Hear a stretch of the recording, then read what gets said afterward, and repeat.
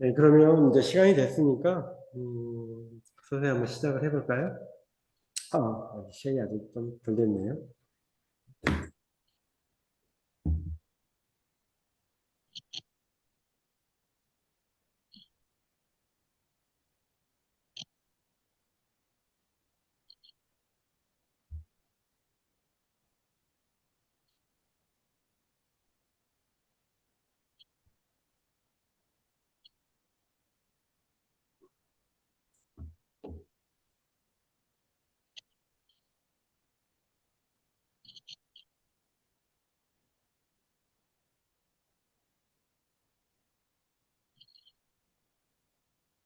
지금 화면에 PPT 화면 띄워져 있는 거 보이시죠?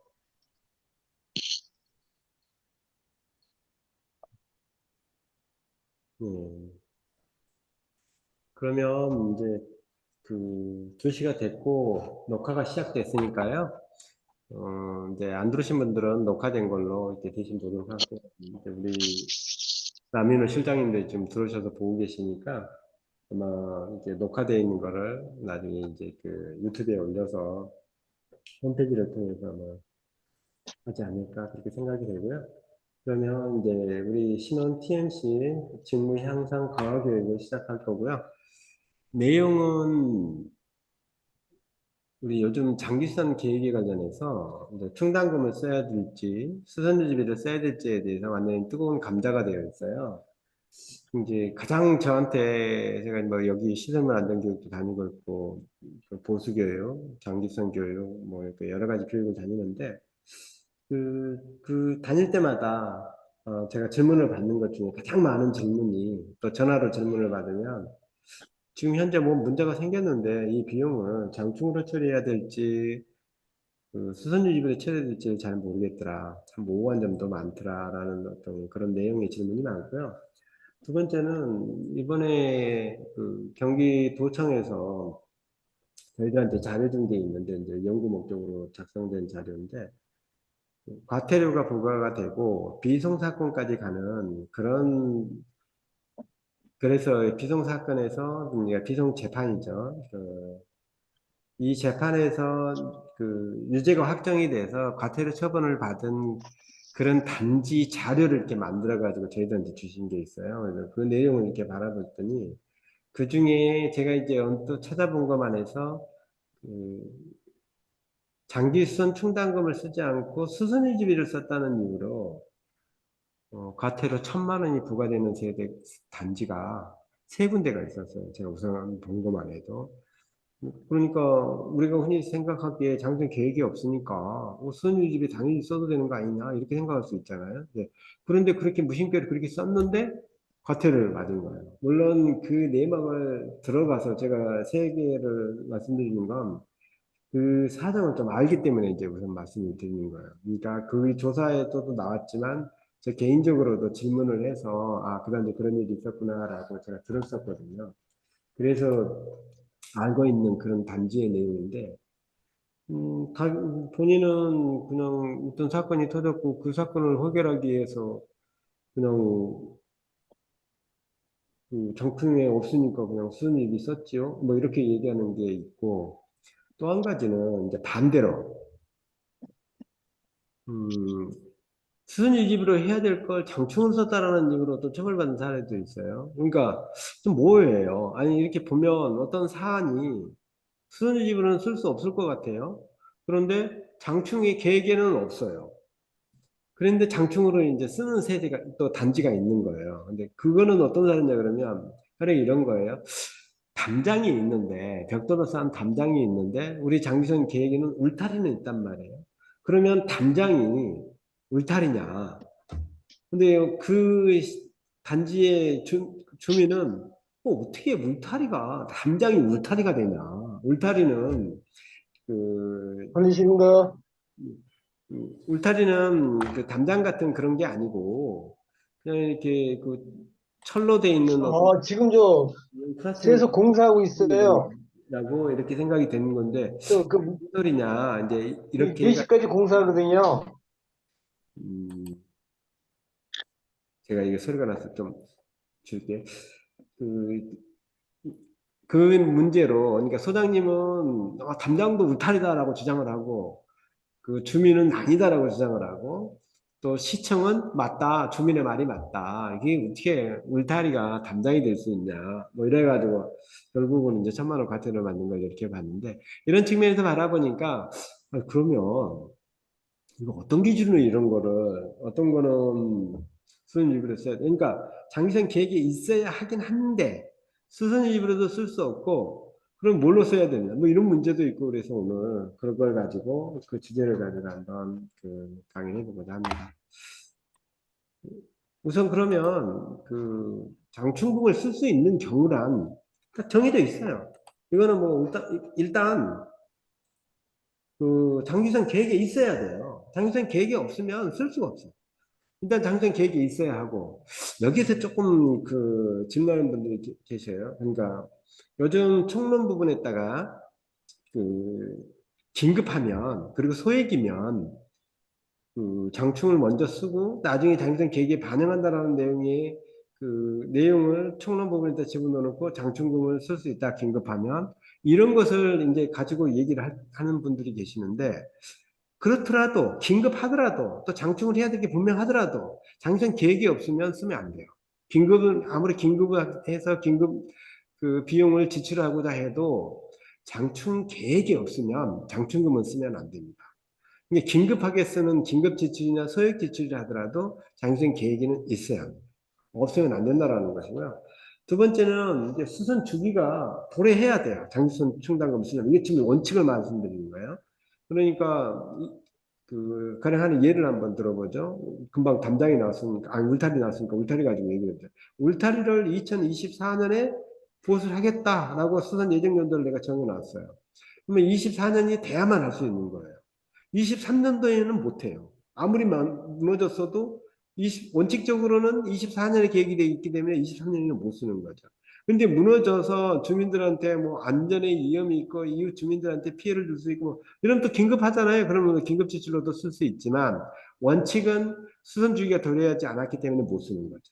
그러니까 제가 지금 원칙을 말씀드리면 수선 주기가 도래해야 된다. 다시 말해서 장기성 계획에 몇 년도에 계획, 우리는 공사를 하겠다라고 정해져 있어야 된다는 게, 그 기간이 도래해야 사용할 수 있다는 거고, 두 번째는 장기선 계획 안에 있는 금액이, 그러니까 올해 23년도에 뭔가를 하겠다라고 계획이 되어 있어서 올해 공사를 해야 되겠는데, 그래서 그 입찰을 해봤더니 나는 2천만 원이라고 계획을 해놨는데 입찰을 해봤더니 3천만 원인 거예요. 그러면 이거는 장충금을 쓰면 안 됩니다. 넘게는 쓰면 안 된다라는 거예요. 그럼 어디까지가 넘었다라고 할 수 있느냐? 요즘은 하도 따지는 사람 많으니까 2천만 원 세워놨다면 2천만 원 넘으면 안 되세요. 그럼 2,001만 원은요? 2,002만 원은요? 원칙은 1만 원도 넘으면 안 돼요. 근데 이게 이제 실무적으로, 이제 실제적으로는 어떻게 되냐? 이 어떻게 하다 보니 만 원 때문에 그럼 장기성 계획을 조정하라는 말이냐? 뭐 이런 얘기가 나올 수 있잖아요. 그런데 과태료는 뗄 수 있죠. 근데 법원에 가면 그 정도의 경미한 사안으로 과태료 떼는 건 좀 과다하지 않냐? 이렇게 판결은 나올 수 있는 여지는 있어요. 원칙적으로는 만 원이 넘어도 2천만 원까지만 사용할 수 있지 2,001만 원은 안 된다라는 게 원칙이에요. 그러니까 장기선 계획을 세울 때 어떤 공사 금액에 모자라도록 계획이 세워져 있고 이차를 했더니 그 금액을 넘어버렸다? 그러면 공사하시면 안 됩니다. 이게 세 번째, 그러면 구체적으로 이 계획에 의해서 올해 돌아왔고 금액도 충분하고, 그러니까 내가 계획을 세워내는 그 금액이 충분해서 아무리 입찰을 하더라도 그 금액 이상 넘지 않을 것 같아요. 그러면 관리 주체는 장기수선 충당금을, 아니, 그러니까 대표님들 올해 장생 계획을 보니 올해 어떤 공사를 하자고 되어 있습니다. 그러니 뭐 2,500만 원이 계획이 되어 있다면 2,500만 원 범위 내에서 이 공사를 합시다라고 관리계약 뒤편에 나와 있는 사용계획서 서식 문서에다 기재를 해서 당선 사용 계획서를 작성을 해서 입주자 대표회의에 안건으로 제출을 해야 되는 거죠. 그러면 입주자 대표회의가 그래요? 그러면 그렇게 돼 있으면 소장님 그러면 공사를 하세요라고 공사를 합시다라고 해야죠. 그러니까 왜냐하면 장기선 공사는 관리 주체가 하는 게 아니잖아요. 그건 입대회의가 하게 돼 있으니까 그럼 우리 공사합시다. 된다라고 의결을 해야 된다라는 것이죠. 그러니까 이 다섯 가지가 갖춰졌을 때, 이 갖춰졌을 때만 이 공사가 가능하다라고 이렇게 되어 있습니다.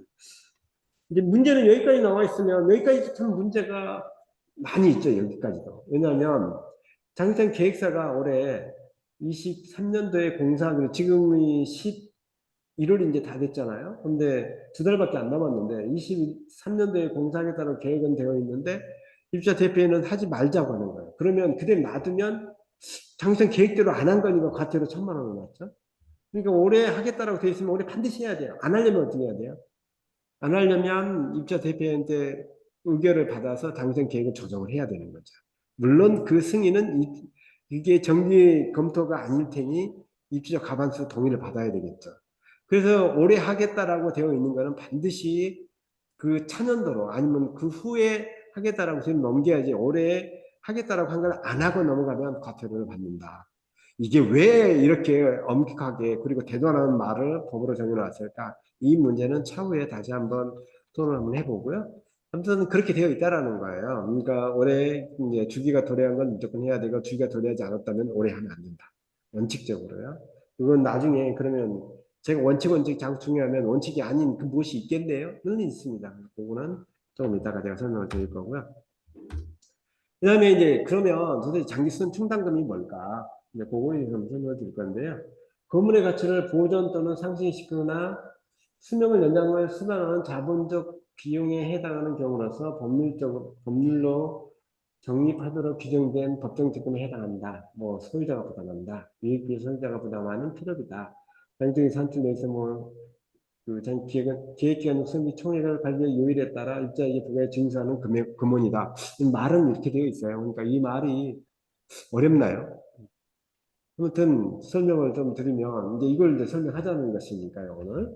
그러면 일단 우리는 돈을 쓰면 비용이 그 수익적 지출이냐 자본적 지출이냐 하는 걸로 두 가지로 나눠요.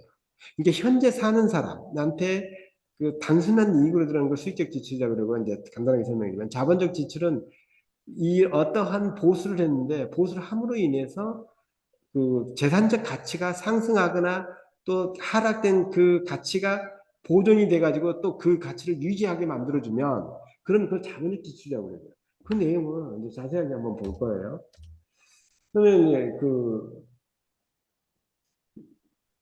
우리 국토교통부의 질의해신 내용을 보면 이런 내용이에요. 장기선 계획의 수립 조정 시 별표일에 명시된 73개 항목은 반드시 포함되어야 하며 별표일에 명시되어 있지 않은 항목인 경우에는 해당 공동주택 관리계약 비용 부담 주체의 의사를 고려하여 자율적으로 결정할 사항입니다. 다만 행정 계획은 공동주택을 오랫동안 안전하고 효율적으로 사용하기 위해서 필수 뭐 이렇게 이제 나와 있잖아요. 이 말은 간단하게 설명하면 이거예요. 그러니까 우리 그 공동주택 관리법 시행규칙 결표 1에 나와 있는 73개 항목은 현재 우리가 관리하고 있는 단지 안에 그 시설물이 있다면 장기성 계획에 반드시 포함시켜라. 그런데 그 외의 거는, 그러면 그거 말고도 많이 있잖아요? 우리 집 3개 항목이 없는데, 문주 같은 거 이런 거 있어요. 그러니까, 우리 아파트는 원래 문주가 없어요. 근데 옆 단지에 새로 지으면서 문주를 뭐 멋있게 만드니까, 거기는 집값이 많이 오르는데, 우리는 문주가 없다는 이유로 yung 시세가 별로 안 올라가는 것 같아. 그러니까 이제 주민들이 우리도 문주 만들자 이랬다고 해봅시다. 그러면 문주 만들면 제가 알기로 대충 만들어도 3억 원 이상은 들어가거든요. 그럼 그거를 73개 항목이 없어요, 그거. 그럼 그게 무너져가지고 거친다? 그것도 마찬가지로 당선 계획에 그 별표 1의 항목이 없으니까 그러면 당선 그 계획에 안 넣었으니까 수선일비를 부과해? 그거를?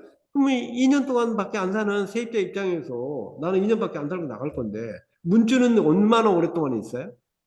당연히 그 건물 없을 때까지 그 문제는 있겠죠. 근데 그때까지 어야 될 그 물건을 내가 잠시 살고 가는 사람이 그 돈을 왜 놔야 돼? 이런 문제가 발생을 하잖아요.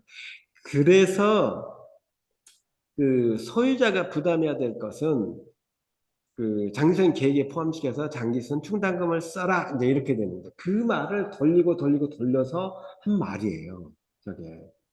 지금 저기 나와 있는 저 말이. 이제 그렇게 이해합니다. 그럼 또 좀 더, 근데 더 말하면 좀 더 설명을 하기 위해서 여러 가지 보면, 그래서 그러면 일단 수선유지가 뭔지부터 한번 짚고 넘어가자고요. 단순히 주거 편익을 위한 그 유지 비용으로서 자본적 가치와 상관없는 소모적 수익적 비용을 수익적 지출이라고 한다. 이거를 그러니까 수선 유지비는 수익적 지출이 한다라는 얘기죠. 그리고 비용 부담을 우리 공동주택에서만 이제 가지고 얘기를 하면 비용도 입주 등이 부담한다. 이건 무슨 말이냐? 현재 살고 있는 사람이 낸다라는 거예요. 그러니까 사용자가 낸다. 사용자를 포함해서 같이 부담한다는 거죠. 그리고 소유자가 부담하지 않는 유익비 필요비는 소모품 등을 말한다. 원칙적으로 보수나 수리 등으로 소요된 비용이 1년 내에 가치가 소멸되는 회계상의 비용을 말한다. 이 얘기는 무슨 얘기냐? 우리가 그 회계에서는 어떤 뭔가를 돈을 썼어요. 그 쓴 금액이 1년 내에 그 가치가 그거를 뭔가를 했는데 한 그게 1년 내에 소모가 다 같이 그 없어지는 것을 비용이라고 하는 거예요. 그런 것들만 비용으로 처리를 하는 거예요. 그러면 5년 동안 그 가치가 유지가 된다. 그럼 그건 어떻게 해야 되느냐? 그거는 당연히 그 이렇게 생각하죠. 컴퓨터는 5년을 쓴다고 우리 한번 가정을 해보죠. 5년 동안 컴퓨터를 한 대를 사면 5년 이상은 쓰잖아요. 그러면 컴퓨터 한 대가 딱 들어오면 그거는 바로 100만 원짜리 컴퓨터 올해 샀으니까 주민들한테 그 100만 원 썼어요라고 다 걸어드리면 안 된다는 거예요. 이거는 그 자산적 가치가 있기 때문에 이거는 100만 원 주고 사가지고 5년 동안 일단 자산으로 잡아놓고 그걸 비품이라고 그러잖아요. 잡아놓고 5년 동안 상각을 해야 되는 거예요. 그러니까 5년 동안 매월 조금씩 이 가치를 상각시켜가는 방법을 해야 되는 것이지 현재 살고 있는 사람한테 그 가치를 그거를 모두 부담시켜 버리면 안 된다라는 개념이에요. 그거를 그러니까 그러면 보통 2년 동안 사니까 조금 넓게 잡아가지고 보통 어떠한 부품이라든가 어떠한 보수라든가 이런 게 한 1년 이내에 그 가치가 소모되는 것들, 그러니까 그 가치가 없어지는 것들은 이건 1년 이내에 비용으로 처리하는 거다. 5년 정도까지 그 가치가 가는 거다. 그러면 5년 동안 나누어서 비용 처리를 조금씩 해 간다. 이렇게 이런 개념으로 보면 그러니까 1년 안에 가치가 소모되는 것은 그러니까 소모적 지출, 그러니까 소모적 수익적 지출에 해당하는 수익적 지출이다라는 것이고요. 그리고 5년 동안 가치가 있고 감가상각을 1년씩 그러니까 이게 1년에 한 번씩 혹은 월별로 계속해서 나눠서 한다. 그것도 수익적 지출이에요. 그러니까 그 부분만큼을 누가 감소시켜요? 현재 살고 있는 사람이 하잖아요. 그러니까 있는 사람한테 그 비용을 부담시키는 거죠. 이걸 수익적 지출이라고 한다라고 이렇게 되어 있는 거예요. 이게 이제 그러면 1년 이상 가면은 그건 뭐예요? 그거를 자본적 지출이다라고 얘기를 해요. 그 자본적 지출에 대해서 이제 좀 살펴보면 우리 기업 회계 기준 그러니까 이제 국세 징수법에 이제 나와 있는 내용인데요. 금전의 유출인 지출을 수익적 지출과 자본적 지출로 구분한다. 이는 기간의 손익 계산을 적정하게 시행하기 위해서는 거래를 손익거래와 자본거래로 구분할 필요가 있기 때문이다. 뭐 이렇게 얘기를 하면 좀 복잡한 내용이니까 뭐 한번 읽어보시고 그러니까 이게는 그러니까 수익 지출과 자본적 지출은 다른다는 거예요. 자본적 지출은 제가 하나 예를 들어볼게요. 어떤 건물이 하나가 있어요. 그 건물의 주인이 그 건물을 유지 관리하기 위해서 그 회사를 하나 차렸어요. 그러면 그 회사의 총 자산 건물은 10억이고 그 건물을 유지 관리하는데 직원 어쩌고 저쩌고 해가지고 아무튼 뭐 컴퓨터 있고 뭐 있고 해서 비용이 그 자산이 한 5억 있고 건물은 10억이어서 15억의 자산을 가지고 있어요. 그런데 어느 날 이제 그 건물이 너무 낡아서 페인트 칠을 한번 하고 싶어요. 그래서 5억을 들여서 페인트 칠을 했어요. 그러니까 현금 5억을 가지고 있고 건물은 10억이고. 그러니까 이제 다시 한번 예를 들어볼게요. 좀 복잡하게 것을 좀 이렇게 간단하게 좀 예를 들기 위해서 우리가 재산이 어떤 그 건물 한 건물을 가지고 있는 회사가 있는데 이 회사에 건물이 10억짜리 건물이 있고 현금은 5억을 가지고 있다라는 거죠. 그 5억의 현금을 가지고 페인트 칠을 한번 했어요. 얼마를 가지고 2억을 가지고 페인트 칠을 하고 이제 현금은 이제 3억이 남았죠. 그리고 이 건물은 10억이고 그러면 이제 현금을 2억을 썼으니까 그럼 13억밖에 안 되잖아요. 이제 전체 회사의 자산이 이렇게 해가지고 세금 신고를 하면 국세청에서 득달같이 세무 감사를 합니다. 왜냐하면 이거는 세금 포탈이라는 거예요. 그럼 어떻게 해결을 해야 되냐? 현금 5억 중에서 2억을 떨어서 페인트 칠을 했기 때문에 그 건물은 이제 10억짜리가 아니고 12억짜리라는 거예요. 그래서 결과적으로는 자산은 15억이 되는 거죠. 이런 지출을 자본적 지출이라고 하고 이거를 그러면 이제 그 2억을 썼는데 이 2억을 비용 처리를 해야 될 거 아니에요. 현금을 썼으니까. 근데 그 비용을 어떤 식으로 처리하냐?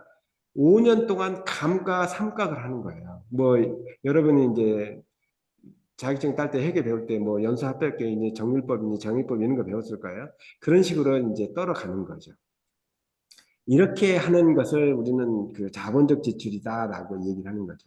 근데 여기는 가장 중요한 건 이 내용이에요. 고정 원상을 회복하거나 능률을 유지하기 위해서 지원하는 수선비는 수익적 지출이고 그 고정자산의 내용 연수를 연장시키거나 당해 자산의 가치를 현실적으로 증가시키는 수선비를 자본적 지출이라고 한다. 이렇게. 그 자본적 지출에 해당하는 게 바로 장기성 계획의 대상이에요. 그러면 우리 구체적으로 우리 그 회계 기준에 나와 있는 걸 보면 수선 유지비는 자재와 인건비, 그다음에 뭐 어쩌고 저쩌고 뭐 이런 내용이 지금 화면에 보시는 내용들이에요.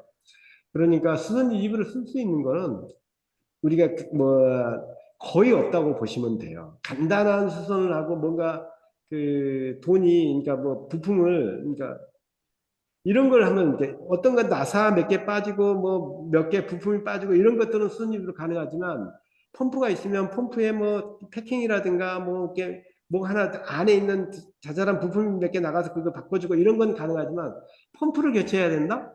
그러면 그거는 수선유지비로 안 되는 거죠. 그건 자본적 지출이라고 보는 거예요. 왜냐하면 이미 수명이 다한 것, 가치가 없는 것을 교체해서 그 우리가 돈 주고 산 만큼의 가치가 올라간 거잖아요. 이런 건 이제 자본주의 지주에서 수선 유지비로 쓰면 안 된다라는 거죠. 그래서 수선 유지비를 쓰는 건 바로 이런 데 나올 그런 지출이다라는 거고요. 선생님 그 부분은. 그래서 이제 그러면 우리 그 장기수선 계획 관련 그 국토부가 만든 가이드를 보면 이렇게 되어 있어요. 어, 최고 우리가 우선 장기선 무슨 사건이 발생을 했으면 그게 전체성이냐 아니냐를 한번 판단해 보라는 거야. 이렇게 최소 단위에 해당되는지 여부를 한번 판단해 보라는 거죠. 그러니까 지금 제가 아까 얘기했던 펌프 같은 경우에는 우리 장기성 계획에는 펌프 이렇게 해놓잖아요. 그러면 그 펌프가 단지 안에 있는 모든 펌프를 다 포함하거든요. 베이스 펌프가 뭐 상당히 숫자가 많잖아요. 그 전체를 포함한 게 베이스 펌프죠. 그런데 하나만 바꿔도 최소 단위에 전체성에 해당된다는 것이죠. 그러면 그 전체적인 해당 단위가 되면 이제 전면 수선하면 그거는 그, 그 전체 수선이니까 그쪽으로 가면 되고 그럼 장성 계획이 있을 테니 장성 계획을 처리하면 되겠죠. 물론 주기가 도래해야 되지만 그게 아니라는 거예요. 그러면 부분선에 이렇게 부분만 이제 보수하는 거잖아요. 그럼 부분선에 있으면 장기성 계획에 따라서 하고 그 부분선에 없으면 순위로 처리하라고 되어 있어요. 그러면 아까 그 문제에 대해서 한번 생각을 해보면 문제가 곧 무너질 것 같아요. 그래서 이거 무너뜨리고 다시 해야만 될 것 같아요. 그러면 우리 장성 계획이 별표 일이 없으면 장성 계획이 없잖아요. 그런데 장성 계획이니까 최소 단위에 해당은 되는 것 같아요. 전체니까. 그러면 전체선이 본인이 없어요? 그럼 부분선에 있나 봐야 되겠죠? 근데 부분선에도 없어요? 그러면 수선 유지비를 해요? 이게 지금 그 가이드가 굉장히 혼란스럽게 만들어요. 그러니까 장기성 계획 가이드에는 수선 유지비 이거 법령에 그에 대한 명확한 근거가 없다 보니까 이대로 했다가는 장기성 계획이 없네? 그럼 수선 유지비를 해도 되네? 이런 식으로 또 실질적으로 그 공대인재 지원센터에서 대답을 해주기도 하고 있어요. 근데 이거는 말이 안 되는 거다. 주상복합 관리하는 소장님도 계실 테니 주상복합 예를 한번 들어볼까요? 주상복합이 이렇게 건물이 있어요. 그러면 주상복합 위에는 그 헬리포터장이라고 있어요. 헬리콥터 앉을 수 있도록 비상장치 해놓은 게 있죠. 그럼 헬리포터장이 무너졌어요. 자, 이걸 보수를 해야 되겠어? 그런데 장기적 계획은 없죠. 별표 일이 없으니까. 그러면 그것도 그 10억 가까이 들어간 돈을 그냥 거기 현재 살고 있는 사람한테 다 부과를 해요? 이게 이제 말이 안 되는 거죠. 그리고 또 한 가지 제가 그 경리분들이 있으면 좀 말씀드리고 싶은 게 있는데 원칙적으로 우리가 비용이 많이 나오잖아요. 비용이 많이 나오면 그거를 쪼개서 부과하는 경우가 있어요. 그러니까 선급 비용으로 처리를 하고 조금씩 나누어서 부과해서 걷어들이는 그런 방법인데 이것도 원칙적으로 1년을 넘으면 안 됩니다. 그것도 또 이유를 시키려면 입주자 대표의 의결을 받아야 돼요. 왜냐하면 부담 주체가 달라지기 때문에 그렇습니다. 원칙적으로. 이제 그런 부분이다. 그러니까 어떤 부분들이 이렇게 얘기하죠. 아, 당선 계획이 없고, 그러면 그냥 수선일비로 처리를 하고, 그러니까 선급비용으로 처리를 하고, 그거를 한 20년 동안 나눠서 부과를 한다? 뭐 그렇게 얘기하시는, 그러니까 이런적으로 설명하시는 사장님도 있다고. 그건 말이 안 되는 거고, 그게 결과적으로는 그거는 장수행 계획에 넣어서 그 소유자들한테 걷어들이는 장충금으로 사용할 수밖에 없는 거죠. 이제 그렇게 좀 구분을 해서, 그러니까 다시 말해서 소유자가 아닌가, 내가 전세를 산다고 생각을 해보세요. 어떤 단독주택에. 이 전세 사는 입장에서 어떤 비용이 발생하는데 이 비용을 주인한테 보수를 해달라고 할 것인지 내가 해도 되는 것인지 이렇게 판단해서 내가 해도 되는 것이라면 장충을 하면 되고 아니 수선입을 하면 되고 이건 주인이 해줘야 될 것 같아. 그러면 장기선 계획에 포함을 시켜야 될 것 같다. 이렇게 판단하시면 된다라는 거죠. 그러면 실무적으로 여러분이 해야 된다면 그, 그런 범위고요. 만약에 이런 문제를 그럼 여러분은 어떻게 풀어가야 될 것인지를 이제 제가 설명을 하려고 이 시간을 잡은 건데요. 요즘은 이제 어떤 일이 벌어지기 때문에 오늘 이 주제를 가지고 나왔는지 이걸 좀 잠깐 설명하는 내용이 나와서 이렇게 설명을 드려보면 이래요. 음, 제가 수선 유지비로 써야 되지 말아야 될 돈을 이제 썼을 때 어떤 처벌을 받는지를 이제 들었다 봤더니 이 내용이에요. 그러니까 102조 이게 과태료에 관련되어 있는 법률 규정이죠. 거기에 보시면 90조 사망에 위반하여 그러니까 90조 사망 위반하여 관리비 장기선 충당에 따른 용도 외의 목적으로 사용한 자 이렇게 되어 있거든요. 이게 무슨 내용이냐 그러면 이 내용대로 이제 쓴 거죠. 왜냐 그러면 장충으로 소유자가 부담해야 될 거니까 수선 유지비는 사용자만이 부담할 수 있는 돈인데 소유자가 부담해야 될 돈을 수선 유지비를 썼기 때문에 이 규정이 어긋났다는 거예요. 관리비가 아닌 걸 관리비로 썼다라는 거죠. 장충금이 아닌 걸 장충금으로 썼다. 뭐 이런 이유인데 장충금으로 써야 될 걸, 그러니까 세입자가 낼 수 없는 걸 이 관리비로 수선 유지비를 부과했다는 이유로 2천만 원의 과태료가 나온 이 사례인 거죠. 그래서 이런 문제가 있는데 이런 문제들을 해결하기 위해서 그러면 어떻게 해야 될지 이런 것에 대해서 좀 설명을 좀 드리려고 하고요. 그 다음에 이제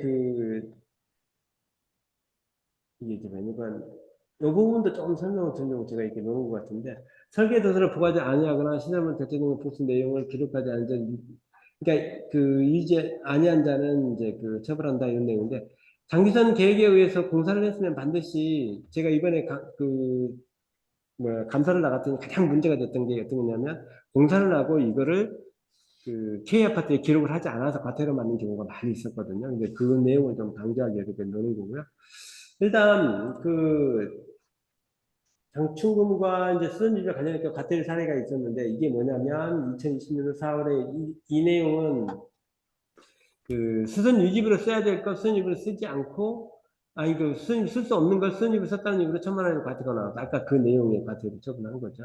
그 다음에 이제 똑같은 내용인데 여기는 또 고양시에서 200만 원을 부과를 했더라. 그러니까 금액이 그렇게 많지 않았던 걸로 보여져요. 그러니까 이 1,000만 원은 수선 유지비로 쓸 수 없는 거를 여러 차례에 걸쳐서 그리고 금액도 과다하게 많아서 1,000만 원의 과태가 때렸다고 이렇게 저희들이 이제 정보를 이제 보니까 그렇다는 내용이고요. 그다음에 200만 원은 금액이 좀 많지 않았다라는 거고 이 금액에 따라서 이런 식으로 다르다. 이게 고양시에서만 있었던 일이 아니라 지금 유명한 사건이 하나 있었잖아요. 고양시에서 그 맨홀 뚜껑을 50만 원 주고 두 개를 교체를 했는데 두 건이 다 해서 500만 원 해가지고 1,000만 원 과태료를 때렸고 그것에 대해서 굉장히 이슈가 돼가지고 결국은 고양시에서 취소한 그런 사례가 있어요. 이제 그 사례하고 유사한 사례예요. 장기전 계획이 있는데 수선유입을 썼다고 해가지고 문제가 된 건데, 이 경우는 그냥 수선유입을 쓸 수 없는 걸 썼다는 이유로 이렇게 과태료 처분을 받은 그 네 가지 사례를 제가 이제 가져와 본 거예요. 구체적으로 하기에는 또 개인정보니 뭐니 또 뭐 이런 문제 때문에 제가 가둘 수가 없어서 이렇게만 보여드리는 건데, 이런 내용의 과태료 받은 사례들이 실제로 존재하더라라는 거고요. 그 다음에 이제 내용을 여기 받은 하나를 제가 예를 들어봤는데, 뭐, 도서 복원 등 부적정, 그러니까 설계 도서가 없다면 돈을 들여서 설계하시는 분들한테 직접 의뢰해서 독에 만들어서라도 복원해야 된다라는 것이고, 장충금 및 수선유비 사용을 부적절하게 사용했다. 자신만이 수선유비가 아닌 걸 이제 수선유비를 썼다. 이런 내용이고요. 그다음에 당장 계획이 있는데 안 했다는 거, 뭐 이런 것 때문에 과태료로 이렇게 1,000만 원 했다는 이런 사례도 실제로 존재하더라. 바로 이 부분을 오늘 이제 강의 주제가 되죠. 수능 쓸 수 없는 것, 장충금을 써야 될 걸 수능집을 쓰는 사례에 의해서 과태료를 받는 그런 사례들이 실제 존재하더라. 그렇다면 우리가 이제 그 업무를 하면서 어떤 사건이 발생을 했어요. 뭐 시설의 노후화라든가 혹은 사건, 사고, 천재지변 등으로 어떤 문제가 발생을 해서 보수를 해야 될 필요성이 이제 생겨난 거죠. 그러면 여러분은 이 사건에 대해서 해결하기 위해서는 가장 먼저 뭔가가 조금 큰 사건이 발생했다라는 거잖아요. 이제 비용이 좀 많이 들어가는 그런 문제가 적어도 한 200명 이상, 100만 원 이상, 뭐, 이제 많은 2천만 원, 몇천만 원 이렇게 들어갈 수 있는 그런 공사의 여지가 발생을 했다. 그러면 그 장기적인 계획에 있는지 없는지도 살펴봐야죠. 장기적인 계획에 있으면 그러면 일단 긴급한 일이 발생했으니까 뭐 긴급 지출로 해서 사용계획 제출하고 공사하시면 되죠. 그런데 가서 봤더니 장기적인 계획에 그 있기는 한데 아직 주기가 도래하지 않았어. 그러면 아직 주기가 도래하지 않았으니까 오래 할 수가 없잖아요. 원래 장기적인 계획이 주기가 도래했다. 그러면 언제부터 공사를 해야 돼요? 1월 1일부터 시작해서 2023년에 장기적인 계획이 만들어져 있다. 그러면 그 1년부터 그 1월 1일부터 시작해서 12월 31일까지 공사하시면 돼요. 그리고 그 안에만 하시면 되는데 가서 봤더니 이게 주기는 미도래한 거야. 그러니까 주기가 아직 올해 공사한다고 되어 있지 않은 거예요. 그러면 이거를 쓰려면 그럼 이거 이 공사가 해야 되는 사항이 좀 긴급한가 아닌가 이걸 따져봐야 되는 거죠. 긴급하면 긴급하다 보면 사용계획서를 작성해서 입자 대표에 제출하죠. 대표님들 이 공사가 너무 긴급해서 뭐 이거 안 하면 추가 붕괴 불이익이 있고 뭐 다른 또 그 새로운 어떤 그런 사건과 사고가 발생할 수 있다거나 아니면 입주민의 안전에 위험이 있다든가 아니면 우리 직원들의 안전에 위험을 좀 가할 수 있다든가 아니면 커다란 재산적 손실을 당할 우려가 있다든가 이런 내용의 긴급 사항을 집어넣어서 사용계획서를 작성해서 입자 대표에 들어가면 입자 대표회가 당장 계획이 있으니까 그러면 긴급하다고 하니 공사합시다라고 결정을 하면 이제 충당금을 가지고 보수공사하면 되죠. 그리고 이렇게 긴급 공사를 했다면 반드시 검토해서 장선 계획에 반영을 해줘야 되는데 이 반영은 우리는 장선 계획에 어떤 변경을 가한다라는 것을 조정이라고 하잖아요. 이 조정을 할 때는 그 3년마다 검토해서 그러니까 3년마다 만 3년마다 검토해서 조정을 하면 입주자 대표회의가 그 조정한 내용을 승인을 해줘요. 그런데 3년이 아직 안 됐어요. 그러면 검토하고 나서 정기 검토를 하고 나서 3년이 아직 안 됐으면 안 돼서 무슨 어떠한 이유로 장기성 계획을 조정을 해야 되겠다라고 하신다면 그러면 입주자 과반수 동의를 받아야 됩니다. 다시 말해서 어떤 그 장기성 계획서를 조정합시다라고 입주자 대표회가 제안을 하고 입주자 아니 다시 말해서 소유자가 그래요 그럼 그렇게 합시다라고 승인을 받아야 된다는 거죠.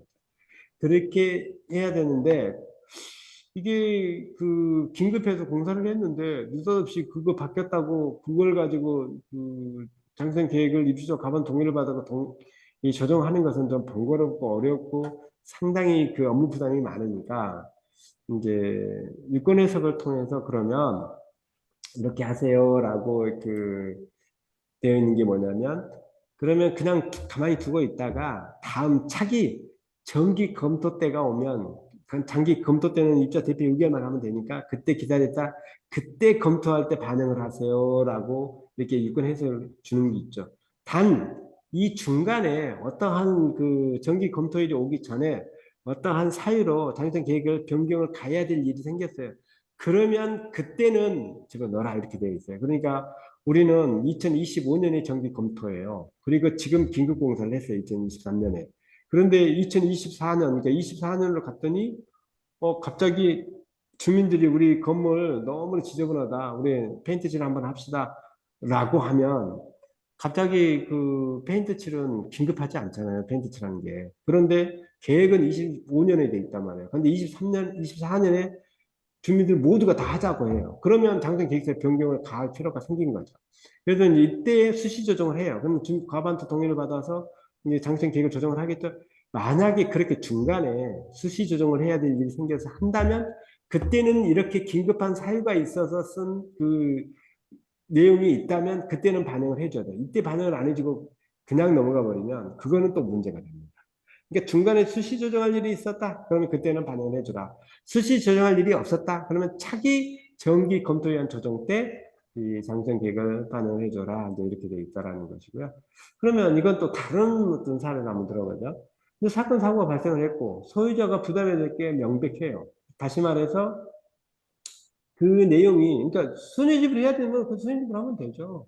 그런데 이게 또 어떤 사건, 사고 발생했는데 이게 가서 판단해 봤더니 소유자가 부담해야 되는 게 분명해요. 그러니까 이거를 보수를 하면 1, 2년 가는 게 아니고 상당한 기간 그 가치가 유지가 되는 거예요. 그러면 소유자가 부담해야 되는 게 맞죠. 또 금액이 많아도 마찬가지고요.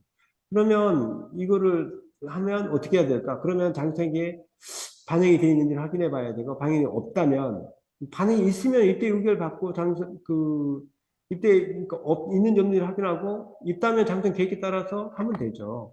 긴급하면 긴급한 대로. 긴급하지 않으면 뭐 시기를 기다려서 하면 되고 긴급하면 그 긴급한 대로 그 긴급 지출로 해가지고 사용계획서에서 아까 조금 전에 말씀드린 대로 하시면 되는 거고 만약에 긴급하지 않다면 이때 의결을 받아서 장점 계획 조정을 해서 그 적정한 시기에 맞춰서 이제 그 정기 및 수시 조정 확인 여부 해가지고 수시라 그러면 입자 가만 동의받고 정기라 그러면 그때 맞춰서 하시면 되고 사용일정을 보증을 하면 된다라는 거죠. 그때 때 이거는 시기적으로 좀 뒤에 있을 수 있는 일이죠. 그럼 이건 한번 보죠. 그 사건 사고 발생했어요. 소유자가 부담하는 것은 명백해요. 소유자 부담이 명백하고 그러니까 장기적 계획이 여부했더니 그러니까 없어 그러면 장기적 계획 조정안을 마련해가지고 이때 여기를 봤더니 장기적 계획이 없으니까 이때 마련하고 마련해가지고 이때 올리고 이런 방법을 하는데 여기서 제가 이제 말씀드리고 싶은 게 있어요.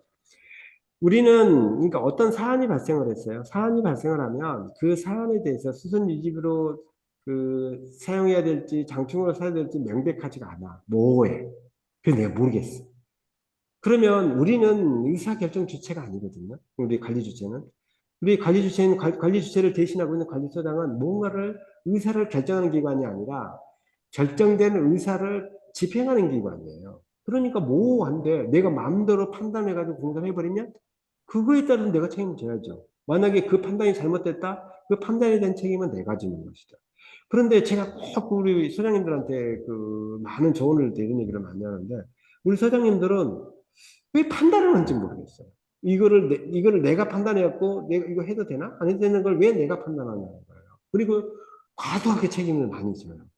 입주자 대표회라는 게 뭐예요? 입주자 대표회는 입주민을 대신해서 입주민의 의사를 대신 결정하는 사람이잖아요. 다시 말해서 의사결정기관이잖아요. 그러니까 우리는 입주자 대표회한테 의사를 대신 결정해달라고, 입주민을 대신해서 결정해달라고, 돈 낼 사람을 대신해서 결정해달라고 입주자 대표회 의견을 올려야 되는 거죠. 그러면 소유자가 부담해야 되는지 사용자가 부담해야 될지 이게 좀 확인이 좀 모호하면 그건 입주자 대표 올리죠. 대표님들 이게 수선집으로 써야 될지 당충으로 써야 될지 거기에 대해서 좀 판단을 해 주십시오라고 입주자 대표의 의견을 올려야 되죠. 입주자 대표회가 그런데 이제 이 사안에 대해서 입주자 대표회가 소장님 그냥 돈이 한 3천만 원 나와서 올렸는데 입주자 대표회가 소장님 그거 쓸데없는 생각하시지 말고 그냥 수선집이 쓰세요 라고 하면 근데 나중에 이제 객관적으로 판단을 해봤더니 또 뭐 입주민의 뭐 민원이 들어오고 뭐 해가지고 관공서에도 그거는 왜 그렇게 처리했습니까? 그건 잘못됐습니다라고 이제 결론이 이 법으로 판단이 나잖아요. 그러면 의사결정을 잘못한 의사결정 주체가 책임을 지게 되는 거죠. 이게 과태료를 맞을 수 없는 조건이 돼요. 그건 이제 뒤에서 다시 한번 볼 거예요.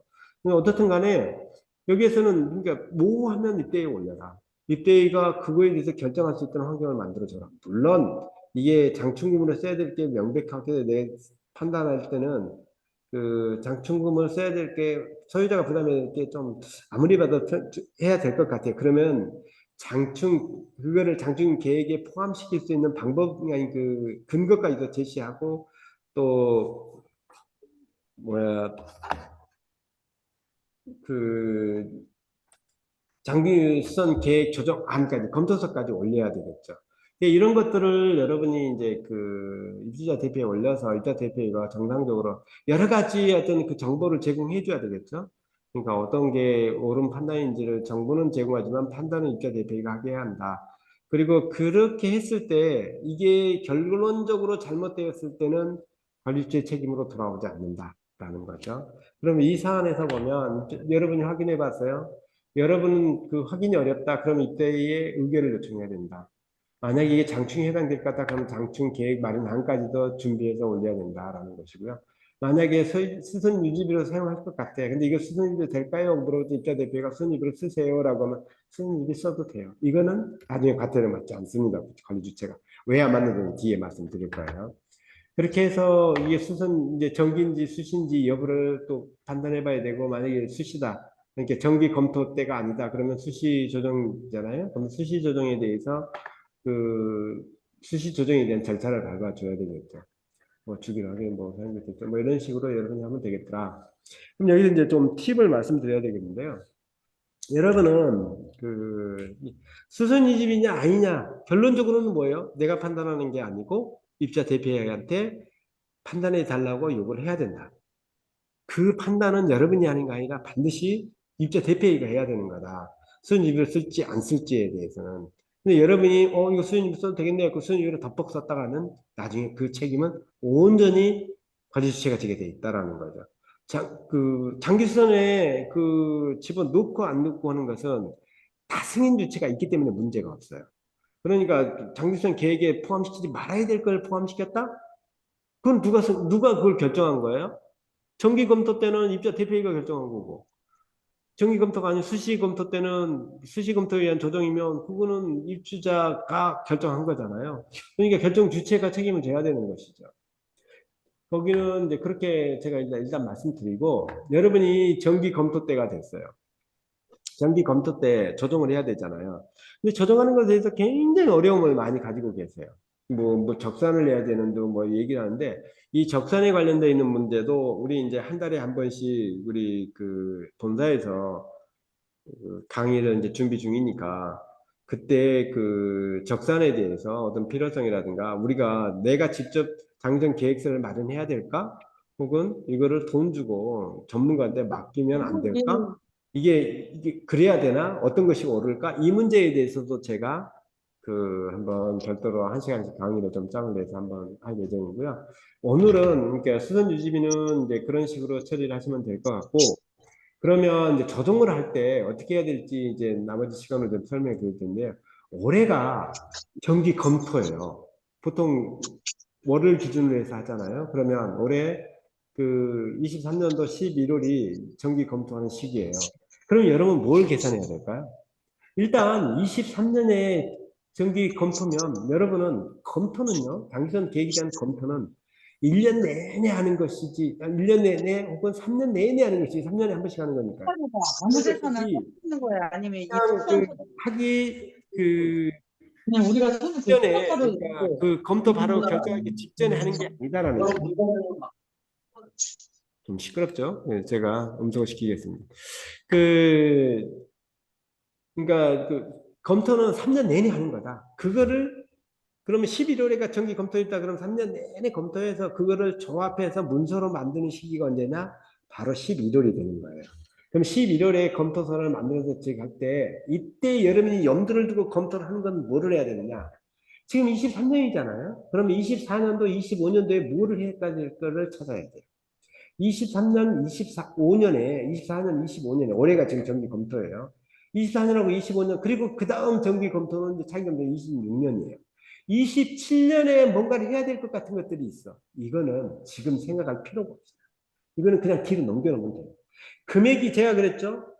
공사를 할 건데, 2천만 원으로 계획을 세웠는데, 2천을 내보니 2,500만 원이면 장기선 계획을 조정을 해서 써야지, 2천만 원, 2,500만 원 그냥 쓰면 안 된다. 그 과태료 1,000만 원이다라고 제가 말씀을 드렸죠.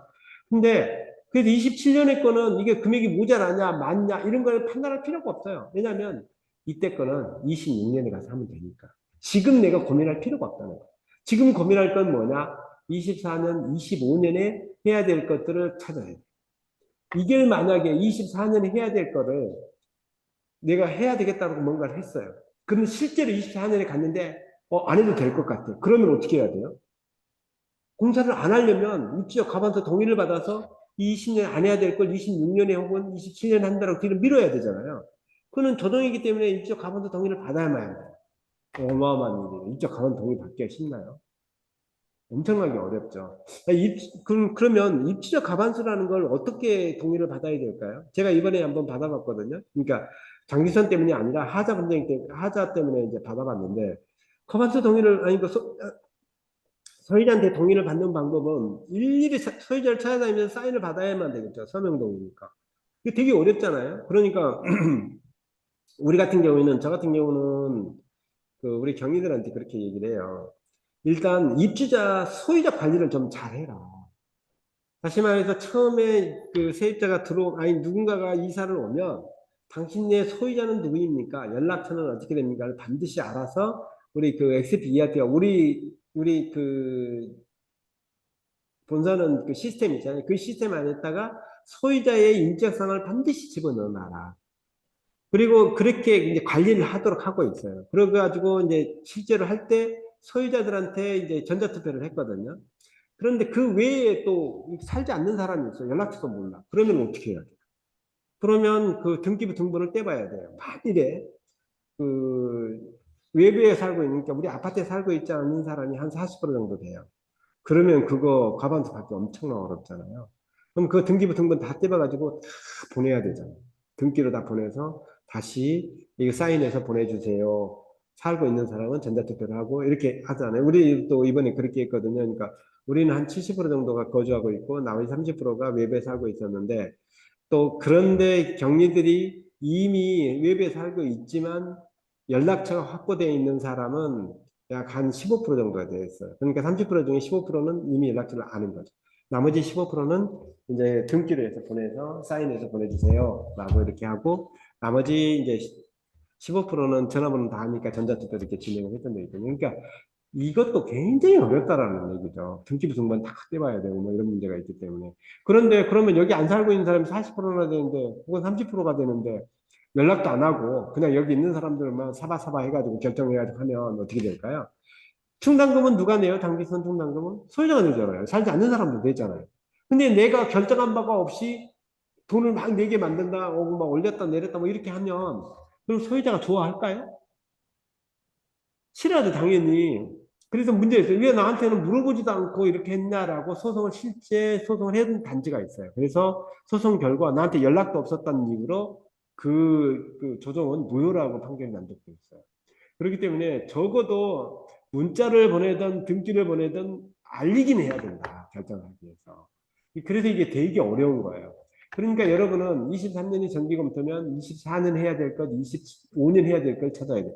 이걸 만약에 잘못했다 그러면 중간에 해야 될 걸 빼놨다든가 하지 말아야 될 걸 집어넣어놨다든가 하지 말아야 될 걸 집어넣어놨다면 그때 가서 보니까 안 해도 되잖아요. 그럼 뒤로 넘기는 수시 조정을 해야 된다라는 거. 그 다음에 해야 될 걸 또 빼놨어. 그러면 또 뒤에 하겠다라고 27년에 하겠다라고 돼 있는 거 또 앞에 당기는 24년 하는 것으로 또 당당기고 조정을 해야 되잖아. 이거 거의 불가능한 얘기거든요. 그러니까 여러분은 이 23년에 할 때는 24년 해야 될 것, 25년 해야 될 것만 찾아라. 그리고 이건 반드시 해야 될 걸 찾아라. 그리고 24년, 25년에 해야 될 그것들은 금액을 그러니까 넉넉하게 잡아놔라. 다시 말해서 2억 정도 들어갈 돈이다. 그러면 3억으로 그 수송 금액을 잡아라. 그리고 그러면 많아질 거 아니에요. 그러면 28년, 29년, 30년, 30년, 이 뒤에 해야 될 것을 금액을 좀 낮춰라. 그거를 실질적으로 할 거는 그 다음에 그때 임박해서 또 낮추든 올리든 하면 되니까 24년, 25년 해야 될 것은 금액을 넉넉하게 잡아라. 라는 거죠.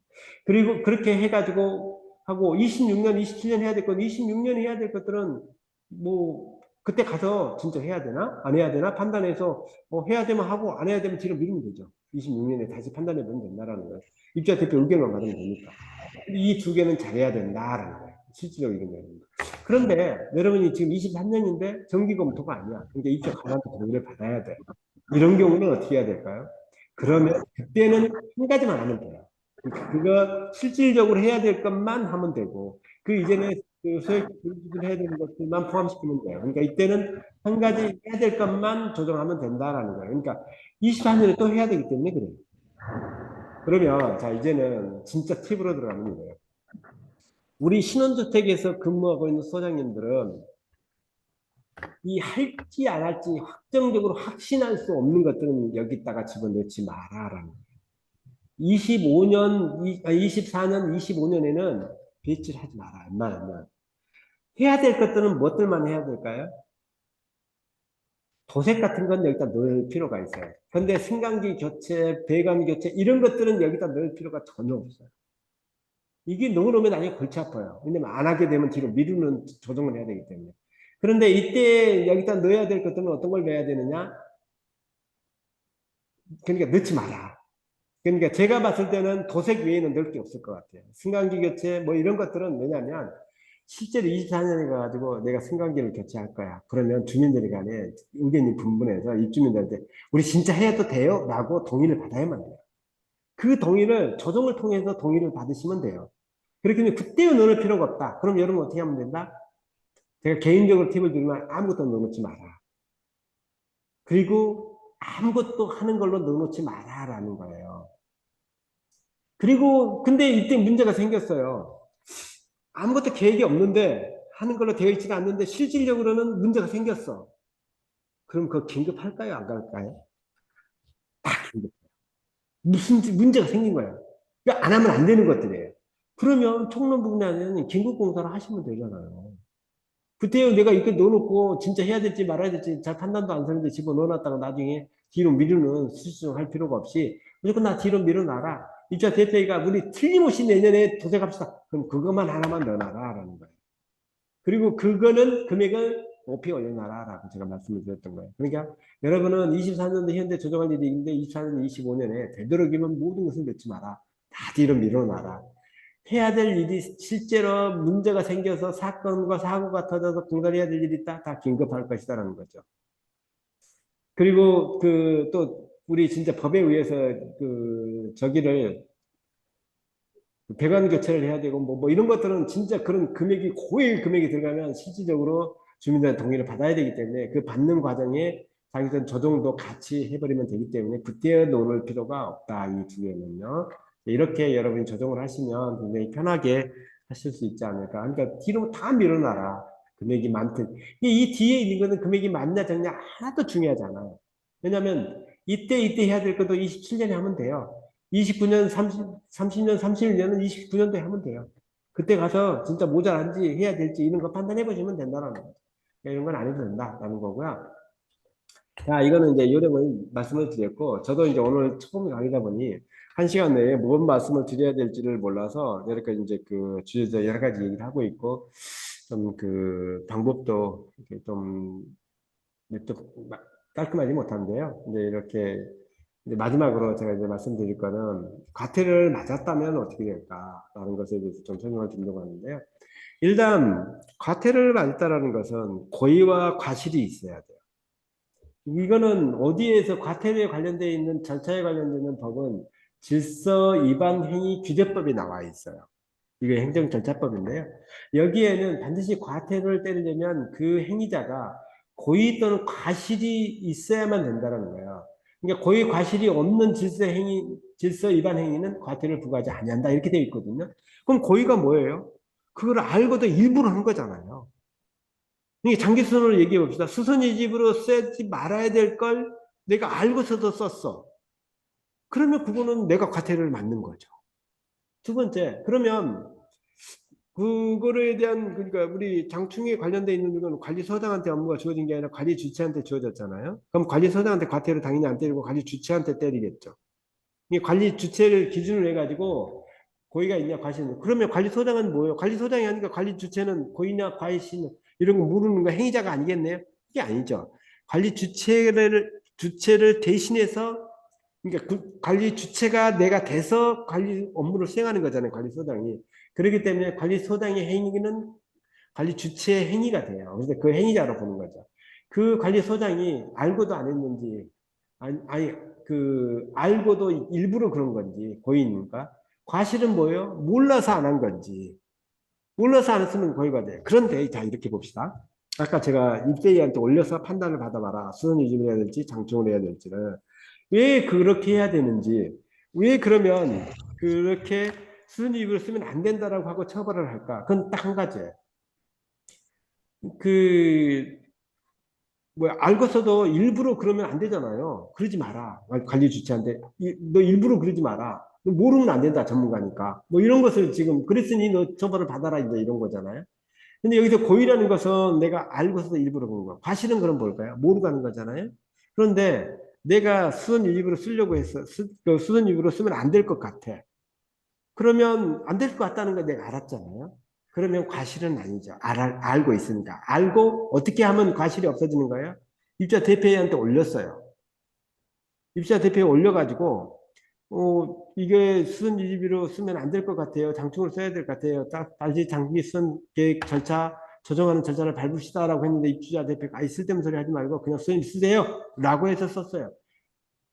그러면은 내가 모르고 안 한 게 아니잖아요. 알긴 알았잖아요. 근데 누가 잘못한 거예요, 이때는? 그렇죠. 입주자 대표가 수선집을 써야 될 걸 잘못 판단한 거죠. 잘못 판단에 대한 책임은 입자 대표가 져야 되는 거죠. 다시 말해서 과태료는 입자 대표가 막아야 되는 거죠. 두 번째, 고의가라는 것은 뭐예요? 자, 내가 가서 입자 대표에 올렸어요. 입자 대표가 하지 말라고 그래서 안 했어요. 아니, 수선집으로 쓰기 싫고 장충으로 쓰고 싶은데 수선집으로 쓸 수밖에 없어서 왜? 일부러 내가 그런 거 아니잖아요. 근데 그럼 그래서 일부러 그런 게 아니잖아요. 이런 걸 한번 생각해 볼까요? 장기성 계획이 있어요. 안 하고 넘어갔어요. 그러면 두 가지가 있어요. 입자 대표한테 대표님들 지금 올해 장기성 계획에 있으니 반드시 해야 됩니다. 우리 이거 공사하시지요. 라고 사행계획서를 내가 제출을 했어요. 근데 입자 대표가 이거 무슨 이렇게 멀쩡한데 무슨 공사냐? 아, 됐어요. 이렇게 이제 얘기해 버리는 거예요. 그러니까 내가 또 이제 검토서를 올렸어요. 아, 대표님들 그러면 장기성 계획서를 조정해야 됩니다. 라고 하니까 아, 복잡하니까요. 다음에 내년에 새로 대표 뽑으면 그때 가서 하세요. 라고 또 이렇게 하면서 무시해 버리네. 그러면 자 지금 그러면 이제 강공수는 과태를 때릴 거 아니에요. 관리주체한테 왜 이거 공부 안 했어? 이때야 이제 관리주체한테 그러면 관리주체는 이렇게 얘기를 해야죠. 나는 일부러 안 하려고 해서 안 한 게 아니다. 왜냐면 내가 공사를 하려면 돈을 줘야 공사를 할 거 아니냐. 내 돈 주고 공사하란 말이냐. 라고 주장을 해서 고의가 없으면 주장을 해야 되죠. 나는 일부러 안 한 게 아니다라는 걸 주장을 해야 되고 나는 알고 있었기 때문에 사용 계획서를 써서 제출을 했다. 공사하자고. 그런데 입자 대표가 안 한다고 해서 안 한 거니 내가 모르는 것도 아니었다. 일부러 있다는 사실 자체를 몰랐던 것도 아니다라고 주장을 할 수 있으면 과실이 없어서 과태료 처분을 못 합니다. 자, 그러면 단지에 들어가서 그 장기성과 관련한 우리 관리 업무 관련해 가지고 저기를 했다고 합시다. 이제 감사를 하고 있다고 합시다. 그럼 저도 이제 많이 다니거든요. 그럼 감사를 해요. 그럼 우리 감사위원들은 가서 사실관계를 확인을 하죠. 사실관계를 확인해가지고 뭐를 조사를 해주세요. 그러면 당연히 뭐를 지정을 해주니까 그걸 확인해 보죠.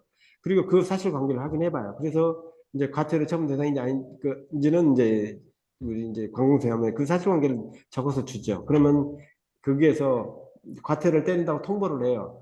우리 소장님 여기 단지에는 무엇을 안 했기 때문에 우리 과태료 통보할 겁니다라고 하면 그러면 일단 나에게 판단해서 이 신청서를 제출해야 되잖아요. 여러분은 근데 창피하다고 그냥 내면 절대 안 돼요. 이때는 반드시 이 신청서를 제출해야 돼요. 이때는 뭐 해야 돼요? 내가 진짜 그런 행위를 했는지 안 했는지를 확인해 봐야 되겠죠. 그러니까 행위자가 위법 행위가 있었는지 없었는지를 확인해 봐야 돼요. 근데 위법 행위가 명백하고 사실관계 명백해. 내가 과태료를 맞아야 게 싸. 진짜 그렇게 맞아야 돼. 그래도 이 신청서 내야 돼. 야, 그럼 너희들은 책상에 앉아가지고 뭐냐, 별의별 소리를 다 하면서 우게 돼야 돼요. 관공서 직원은 이제 골치 아프면 알았어, 그래서 빼줄게 이렇게 빼주는 경우가 많아요.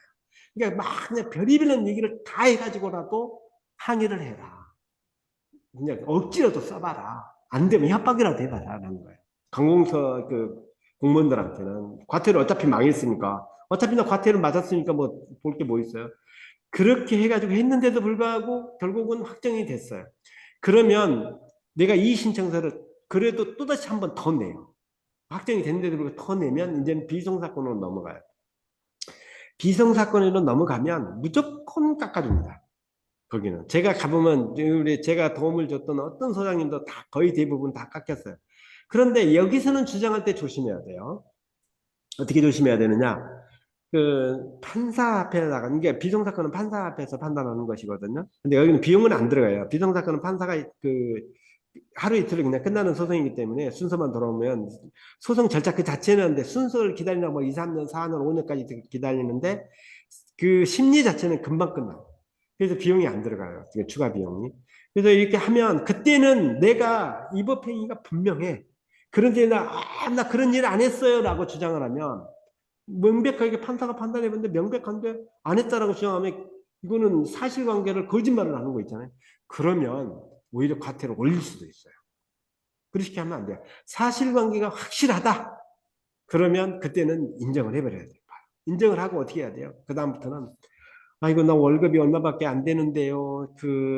이 과태료 내고 나면 우리 애들은 어떻게 하고 내 마누라는 어떻게 해야 됩니까? 뭐 우리 마누라는 뭐 허리가 아프고 또 막 이런 식으로 얘기를 해요. 그러면 반으로 뚝딱 잘라줘요. 그런데 또 한 가지, 그러니까 이거는 이제 첫 번째 이제 그 읍소하는 방법이고 이런 방법을 찾아라 또 반 이상을 줄인다. 이렇게 해서 반 이상 줄지 않은 그런 사례는 내가 못 봤어요. 대부분이 관공서에서 때리는 과태료가 그대로 나오는 경우는 거의 대부분 뭐냐면 내가 빡빡 우겼기 때문에요. 사실관계가 확실함에도 불구하고. 이제 그렇게 해야 되고, 그런데 내가 딱 봤을 때 관공서가 분명히 그러니까 법을 잘못 적용을 했어. 이건 문제가 있는 거잖아요. 그건 주장을 해야죠. 그래서 무죄로 나오는 경우가 많죠. 이거는 무죄가 돼서 아예 없게 만드는 것이고, 아까 이제 올소 방법은 내가 인정하고 깎는 방법인 거죠.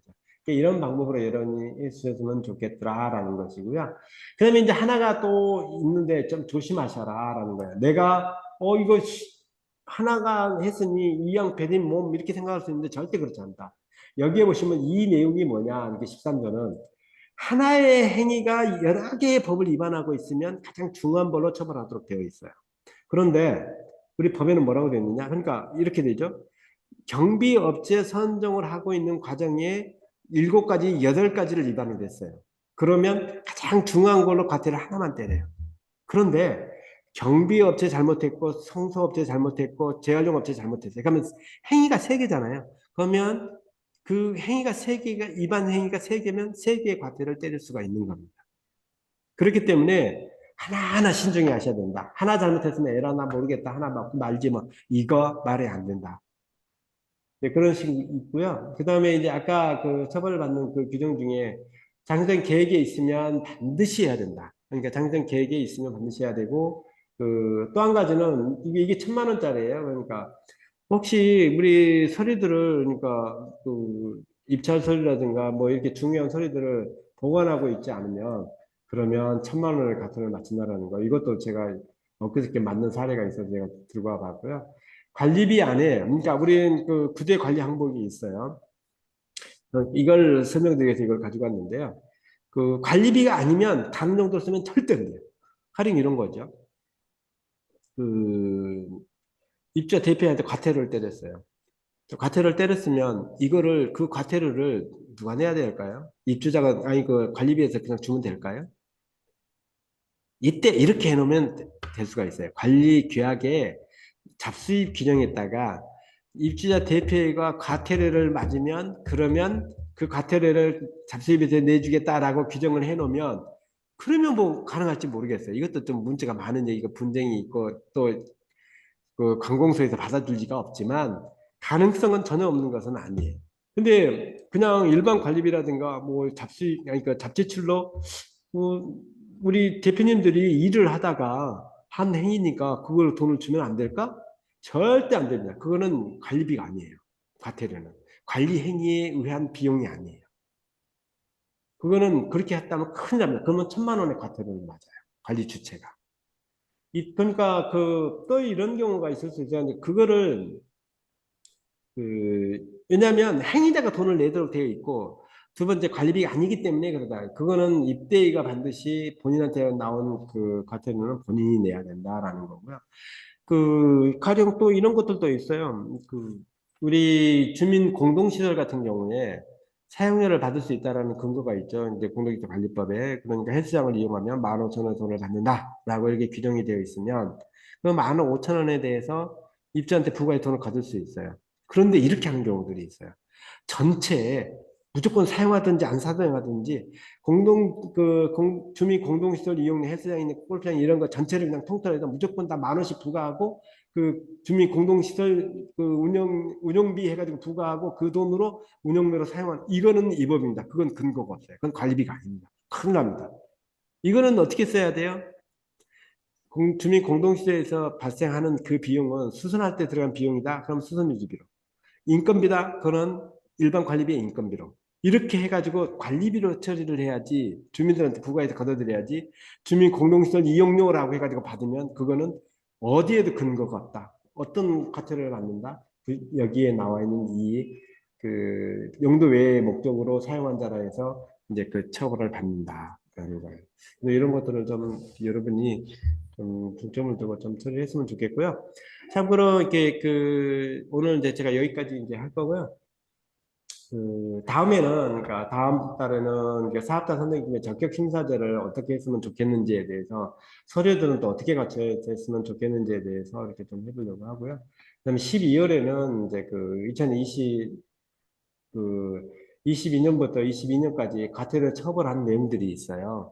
그럼 그 내용들을 간추려 가지고 이렇게는 맞은 사례들은 있었다. 그런데 어떻게 했더라면 안 맞았을까에 대해서 이 대비책에 대해서 이렇게 좀 준비를 해서 강의를 할 수 있도록 하고요. 내년에는 이렇게 여러분들이 필요한 강의가 있다 그러면 우리 본사를 통해서 본부장님을 통해서 이렇게 요청해 주시면 준비를 해가지고 강의를 하고요. 대부분의 강의는 제가 강의하는 제가 협회에서 또 입주자 대표의 강의 또 하고 또 공무원 강의를 하고 뭐 이럴 때 했던 내용들을 이렇게 토대로 해가지고 강의를 하고 있으니까 재밌게 들어주셨으면 좋을 것 같습니다. 네, 수고하셨습니다. 혹시 질문사항 있으시면 마이크 풀고 물어주시면 제가 답해드리고 질문사항 없으면 이제 오늘 이제 끝내도록 할게요.